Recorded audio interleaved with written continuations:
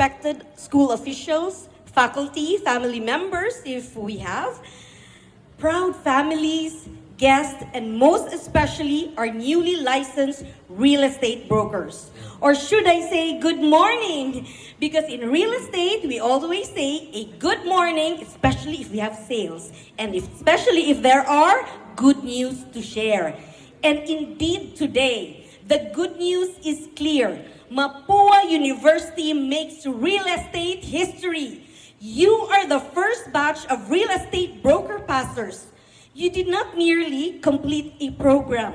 You helped prove that this program belongs in the profession. You trusted the process while it was still taking shape. You learned while the path was still being built. You carried the pressure of being the first, and you carried it with grace. And because you made it, the next batch will not begin from scratch. They will begin with proof. And the proof is you guys. A round of applause. So behind the milestone are the Mapua mentors and leaders who help make it possible. So thank you.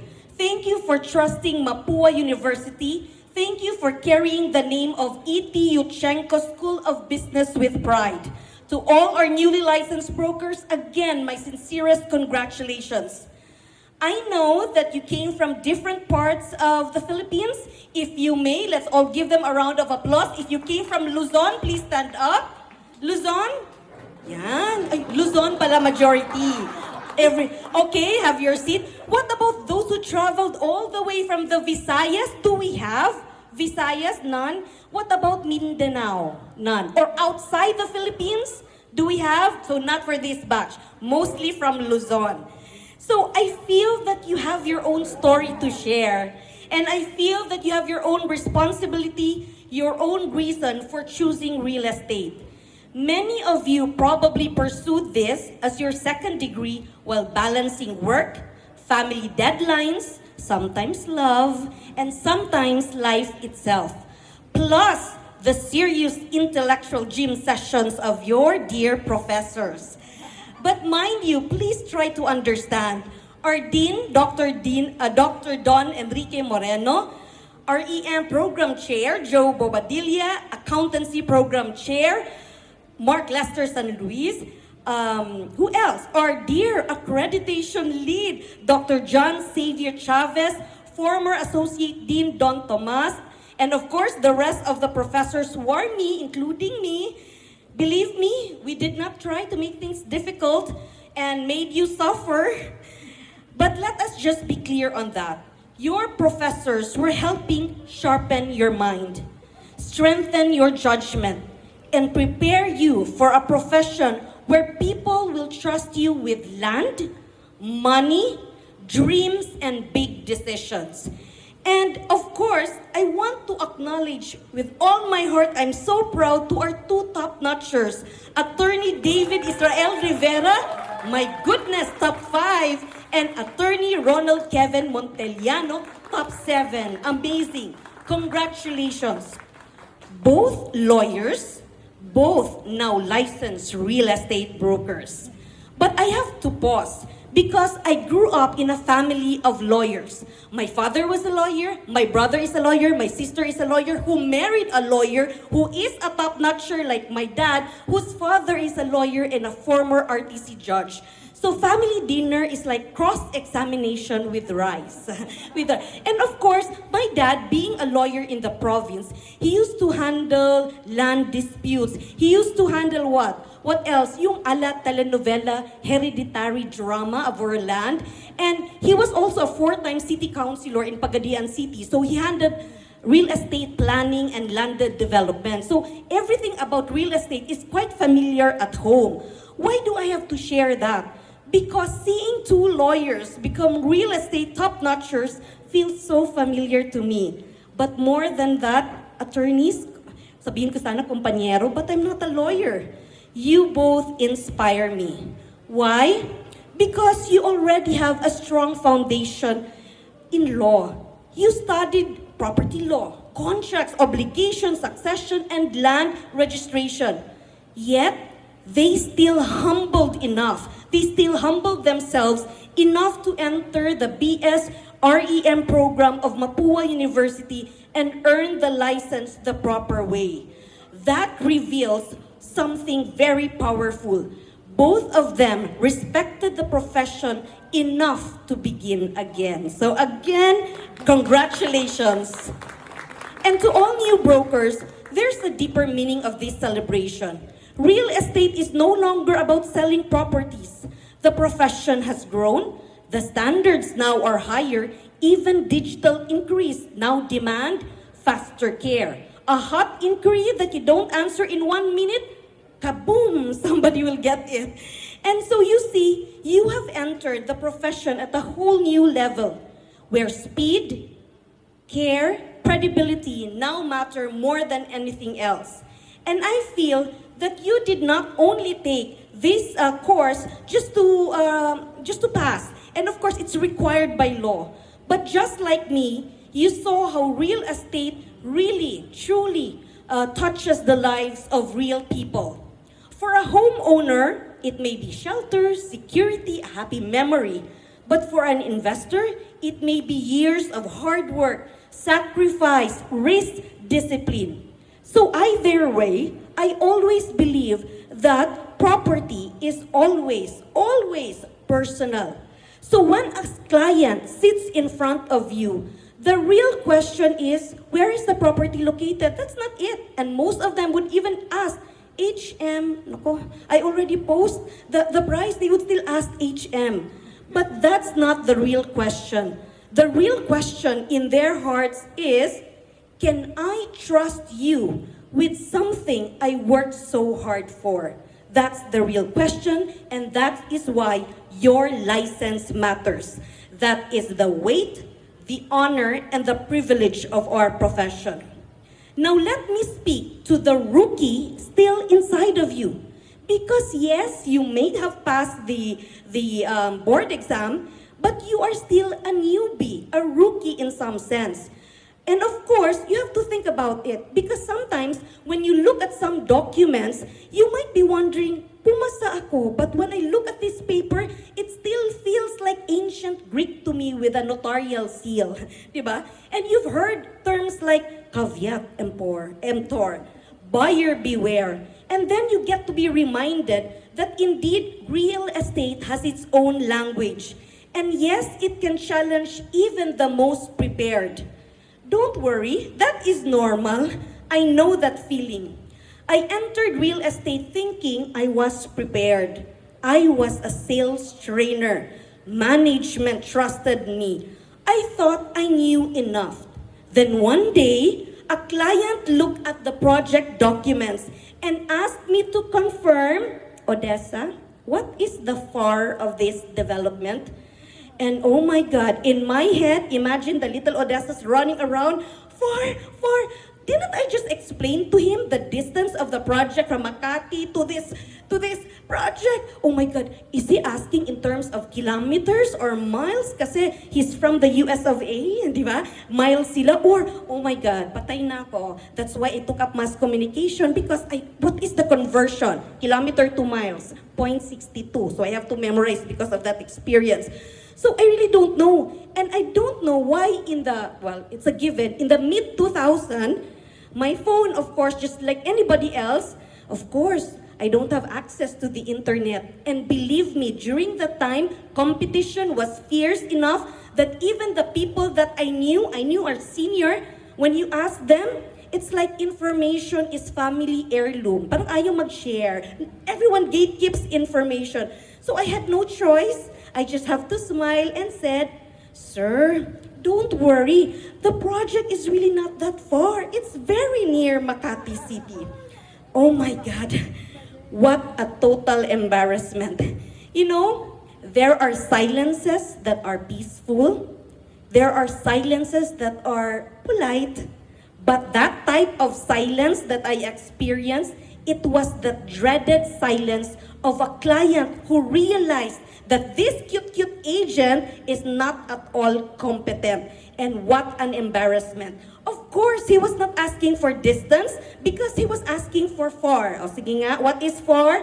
floor area ratio. So I don't have to explain that. And of course, he wasn't asking about the kilometers, the traffic, or the travel time. He was asking for the number, the ratio, in short, the thing that I did not know. He knew I did not. And what an embarrassment.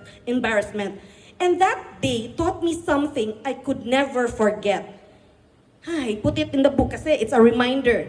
How to be competent, globally competent.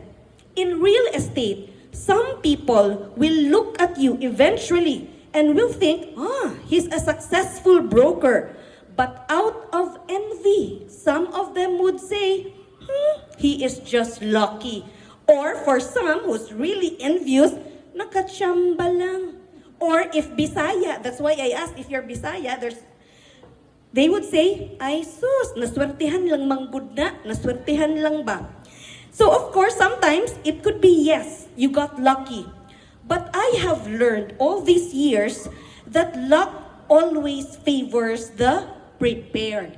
Because even if the right client is in front of you, but you did not study, you did not analyze all angles of the project, and you used, hinot ko na, all of your lucky charms, voila, it's nothing if you did not come prepared. That's why that experience made me realize that I have to define luck differently.